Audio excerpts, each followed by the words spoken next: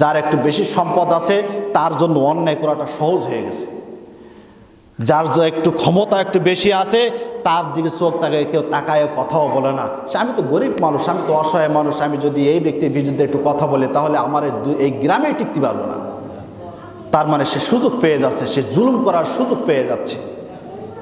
সম্পদ বড় ফিতনা। সম্পদ যেমন ভালো জিনিস তেমন খারাপ জিনিস, সম্পদ যেমন ভালো জিনিস তেমন খারাপ জিনিস।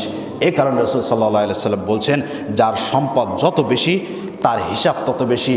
কিয়ামতের মাঠে রাসূল সাল্লাল্লাহু আলাইহি ওয়াসাল্লাম তিনি বলছেন, আমি যখন মেরাজে গিয়েছি, মেরাজে গিয়ে দেখি জান্নাতে গরিবরা, যারা গরিব আছে তারা 500 বছর আগে জান্নাতে প্রবেশ করছে, আর যাদের অর্থ সম্পদ ছিল, যারা ধনী ব্যক্তি ছিল, তারা কাঠগড়ায় দাঁড়িয়ে আছে।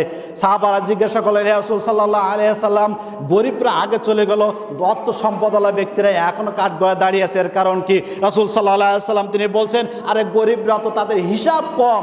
একজন গরিব অসহায় ব্যক্তি, দিন মজুমদারি ব্যক্তি, সে সকালবেলায় যে কৃষি খেতে যে কাজ করে, যে দুপুরবেলায় এসে একটু আলু ভর্তা ডাউল দিয়ে খায়, সকালবেলায় কোনো রকম পান্তা ভাত পানি দিয়ে খেয়ে সে মাঠে চলে যায়, তার হিসাবটা তার জন্য তো সহজ। আল্লাহ তার কাছে জিজ্ঞাসা করবেন তুমি কি দিয়ে খেয়েছিলে সকালবেলায়, ওই ব্যক্তি তো সহজে বলে দিবে আমি সকালবেলায় পান্তা ভাত দিয়ে খেয়ে বের হয়ে গেছি, একটু ডাউল একটু আলু ভর্তা খেয়ে বেরে হালাল রিজিক অন্বেষণ করার জন্য চলে গেছি। আর যারা অর্থ সম্পদশালী ব্যক্তি যারা ছিল, এরা কাঠগড়া দাঁড়িয়ে আছে, সকালবেলায় তো 10 রকম ভর্তাই লাগে তাদেরকে খাইতে, দুপুরবেলায় যে কত রকম আইটেম আছে এর কোনো শেষ নেই। তাই এত প্রকারের আইটেম হিসাব দিতে দিতেই তো এর জীবন শেষ।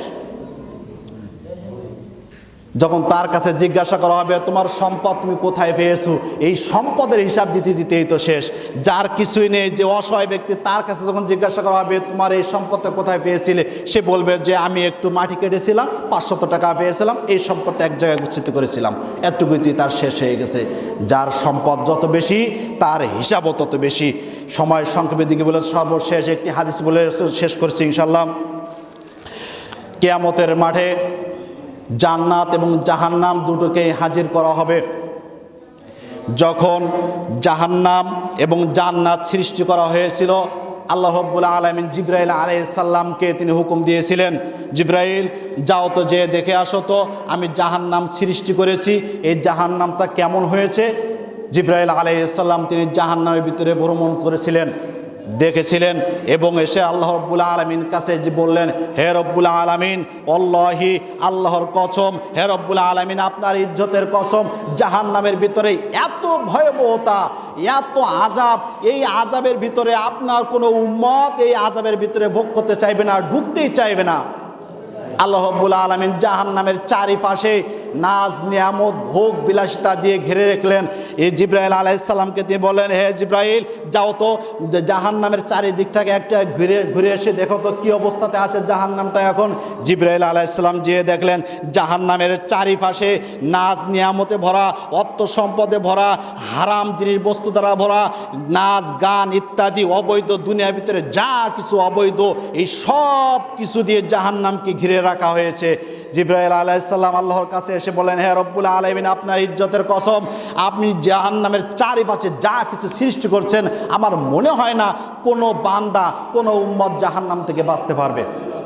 কারণ দুনিয়ার ভিতরে আপনি হারাম সৃষ্টি করেছেন, দুনিয়ার ভিতরে ঘুষ সৃষ্টি করেছেন, দুনিয়ার ভিতরে অবৈধভাবে খাওয়া যায় এটাও সৃষ্টি করছেন। বান্দা আপনার কথা তো শুনবেই না, শয়তানে ওয়াসওয়াসায় পড়ে এই অবৈধ পথে চলবে, হারাম পথে চলবে, ইত্যাদি ইত্যাদি নাচ গান বাজনা অশ্লীল মাদক দ্রব্যতা এগুলো সেবন করবে, এবং এগুলো যে ভোগ করবে সে তো জাহান্নামেই পড়বে। আমার মনে হয় না জাহান্নাম থেকে কোনো ব্যক্তি বাঁচতে পারবে।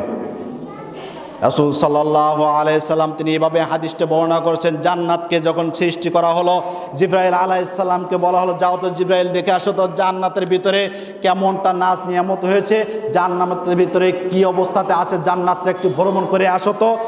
জিবরাইল আলাইহিস সালাম তিনি জান্নাতের ভিতরে ভ্রমণ করেছিলেন, জান্নাতের ভিতরে ভ্রমণ করে আল্লাহর দরবারে এসে বলেছিলেন, হে রব্বুল আলামিন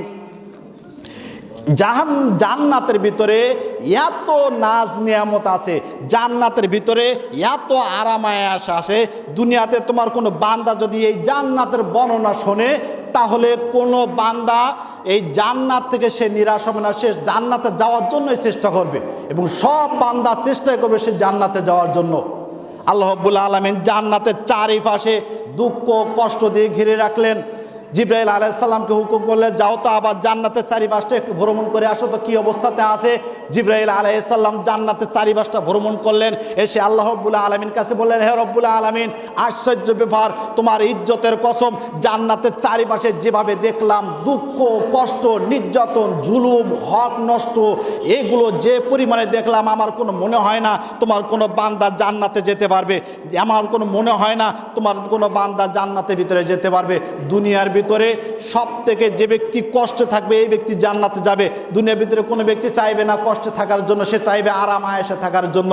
দুনিয়াতে কোনো ব্যক্তি চাইবে না সে গরিব অসহায় থাকার জন্য, সে চাইবে একটু ভোগ বিলাসিতা করার জন্য।